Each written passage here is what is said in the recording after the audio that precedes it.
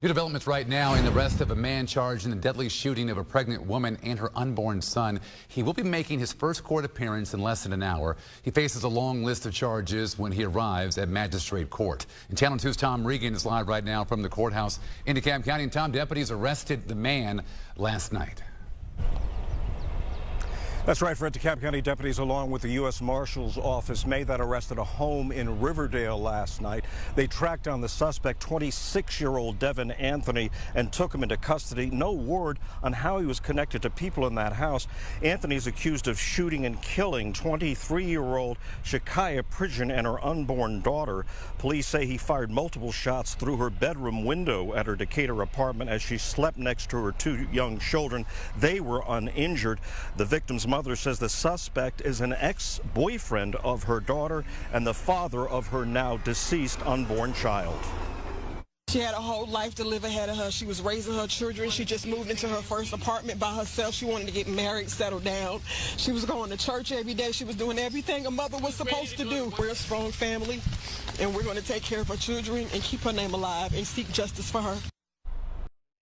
11 shots fired through a bedroom window at a woman who was 9 months pregnant, asleep with her 1-year-old son and 3-year-old daughter beside her. She didn't die from a stranger's bullet. Police say she died from a man who already knew how to take a life, because he'd done it once before, and the system let him walk away with 11 months. This is the story of Shakiya Pridgen, her son Kyren, and the only man ever named as a suspect. A man whose reason for pulling that trigger still exists nowhere except inside his own head. Shakiya Pridgen was 23 years old.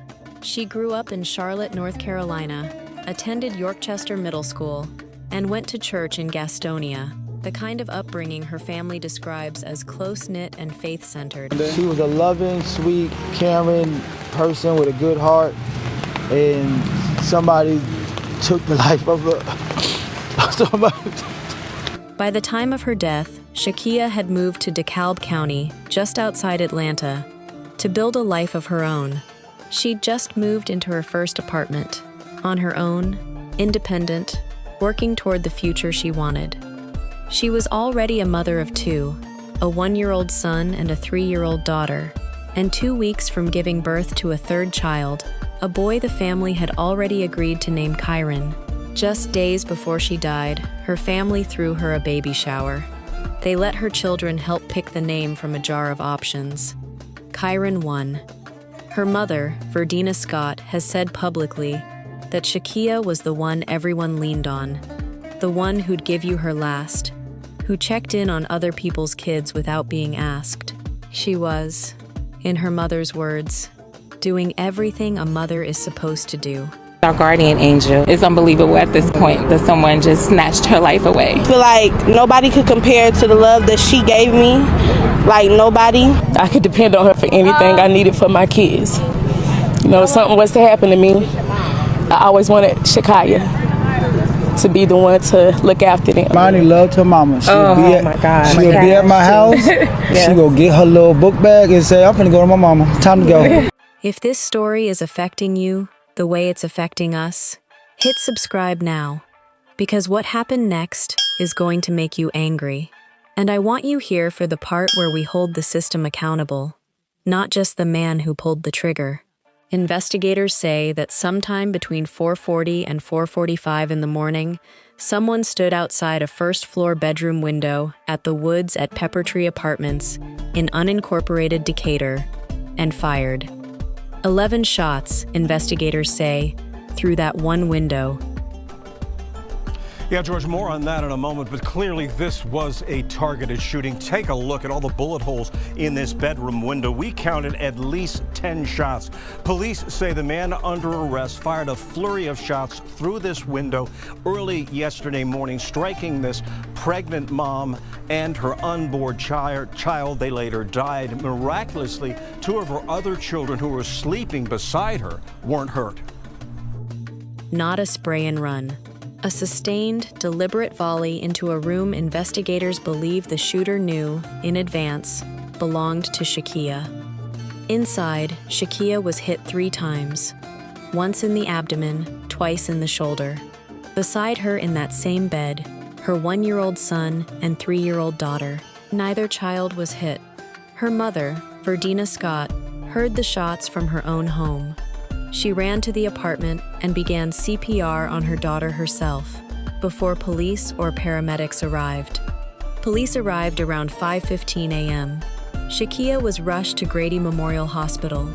By roughly 5:45 that same morning, both she and her unborn son, Kyren, were gone. 2 lives lost in the span of 1 hour, in a bed that also held 2 children who survived only by chance of where the bullets landed. Now, by that evening, U.S. Marshals and DeKalb County deputies had a name. 26-year-old Devin Anthony, arrested at a home in Riverdale.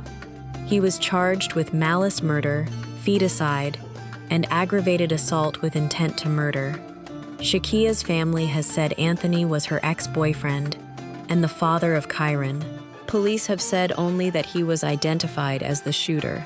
They have not confirmed a motive, and to date, none has been made public. That's the part of this story that should unsettle you most. Whatever reason Devin Anthony had for standing outside that window with a gun, it exists only in his own head. He has never explained it publicly. No court filing has laid it out. The family has theories. Investigators have charges. Nobody outside Anthony himself knows why. But this was not the first time Devin Anthony had been accused of ending a life. In March of 2021, Atlanta police say Anthony shot and killed 58-year-old Ronald Barner in southwest Atlanta. He was arrested that June, indicted for murder by a Fulton County grand jury by September. That murder charge never went to trial. 3 years later, in November 2024, Anthony pleaded to a lesser charge, voluntary manslaughter, under Georgia's First Offender Act, a law that allows a conviction to be wiped from the record entirely if the sentence is completed. He was sentenced to 20 years. He served 11 months of it. 11 months for taking a man's life. Part of his release conditions, a court order that he never touch a gun again. He was released in October 2025. 2 months later, in December, he tested positive for THC, violated probation, and was sent back. 2 months after that, February 2026, he was out again.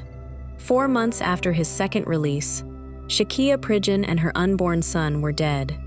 Drop a comment below. Should someone with a prior killing on their record ever qualify for a program built for first-time mistakes?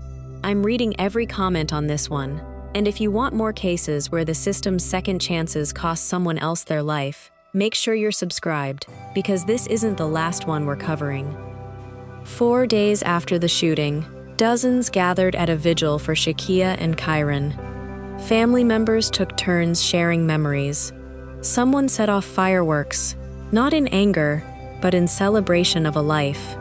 Shakiya was buried the following Friday in Charlotte, the city where she grew up, with her son Kyren in her arms, as her mother had asked. Her 2 surviving children, a 1-year-old and a 3-year-old, are now being raised by their grandmother, Verdina Scott, and the rest of the family.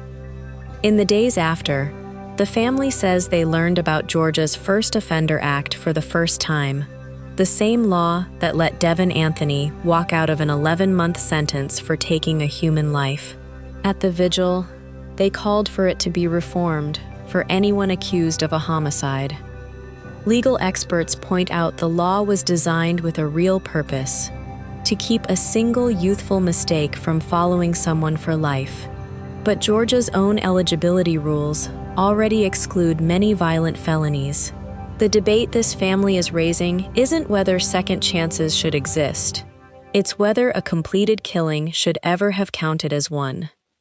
Devin Anthony is currently being held without bond, awaiting trial on charges of malice murder, feticide, and aggravated assault with intent to murder. He has not yet entered a plea in this case.